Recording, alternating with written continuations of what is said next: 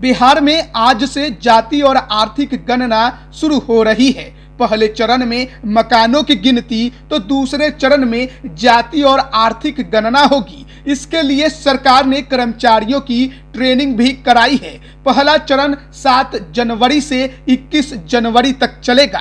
दूसरा चरण 1 अप्रैल से 30 अप्रैल तक चलेगा। इस जाति आधारित गणना के लिए 500 करोड़ रुपए खर्च होने का अनुमान है। ये आंकड़ा बढ़ भी सकता है। इस वीडियो में हम आपको बताने जा रहे हैं कि जाति और आर्थिक गणना कैसे होगी, आपसे क्या सवाल किए जाएंगे और इसकी जरूरत आखिर क्यों पड़ी है। राज्य सरकार के स्तर पर अभी मकानों की कोई नंबरिंग नहीं की गई है। वोटर आई कार्ड में अलग तो नगर निगम के होल्डिंग में अलग नंबर है। पंचायत स्तर पर मकानों की तो कोई नंबरिंग ही नहीं है। शहरी क्षेत्र में कुछ मोहल्लों में मकानों की नंबरिंग है भी तो वो हाउसिंग सोसाइटी की ओर से दी गई है, न कि सरकारों की ओर से। अब सरकारी स्तर पर दिया गया नंबर ही सभी मकानों का स्थायी नंबर होगा, जो पेन मार्कर या लाल रंग से लिखा जाएगा। इसे 2 मीटर की दूरी से पढ़ा जा सकेगा। मकानों की नंबरिंग रोड और गली के आधार पर होगी। पहले चरण में यदि कोई मकान नंबरिंग में छूट जाए या गणना के बाद कोई नया मकान बन जाता है तो उसका नंबर बगल के नंबर के साथ ABCD या /1 2 3 जोड़कर रखा जाएगा। समझने के लिए आपको बताएं कि यदि किसी मकान का नंबर 20 है और उसके बाद खाली जगह है, अगले मकान का नंबर 21 है, तो मकान नंबर 20 और 21 के बीच में खाली जगह पर अगर भविष्य में 3 नए मकान बनते हैं तो उनका नंबर 20A, 20B और 20C या 20/A, 20/2 या 20/3 रखा जा सकता है। पहले चरण में बिहार जाति आधारित गणना में 4 भाग में फॉर्म को भरा जाएगा।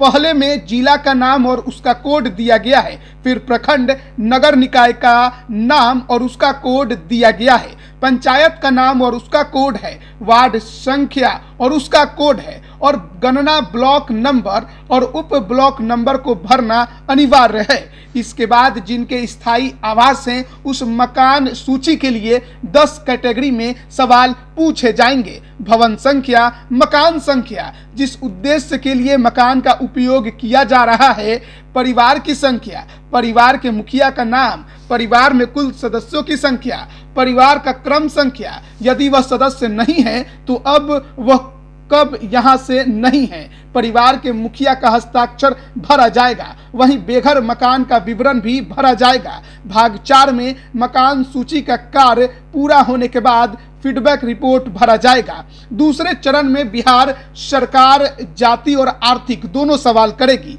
इसमें शिक्षा का स्तर, नौकरी प्राइवेट है, सरकारी है, गजेटेड है, नॉन गजेटेड है, या गाड़ी, मोबाइल, किसी काम में दक्षता, आय के अन्य साधन, परिवार में कितने कमाने वाले सदस्य हैं, एक व्यक्ति पर कितने आश्रित हैं, मूल जाति, उपजाति, उपजाति की उपजाति, गांव में जातियों की संख्या, जाति प्रमाण पत्र आदि की जानकारी हासिल की जाएगी।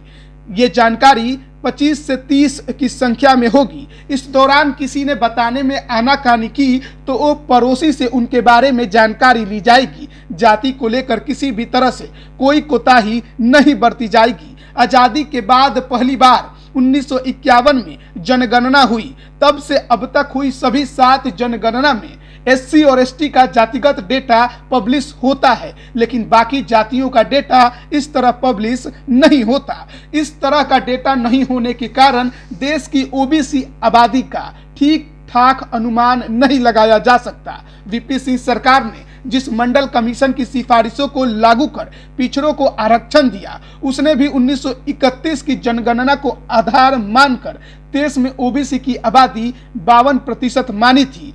अब सवाल यह है कि आखिरकार इसका फायदा क्या है। तो आपको बताएं कि इससे क्षेत्रीय दलों को लाभ मिलने की संभावना ज्यादा नजर आती है। वो स्थानीय स्तर पर राजनीति को मजबूत कर सकते हैं, क्योंकि OBC की राजनीति करने वालों को लगता है कि इस गणना से 50% आरक्षण वाला बैरियर टूट सकता है और उनके आरक्षण का दायरा बढ़ सकता है। लाइव बिहार YouTube पर सब्सक्राइब और Facebook पर लाइक जरूर करें।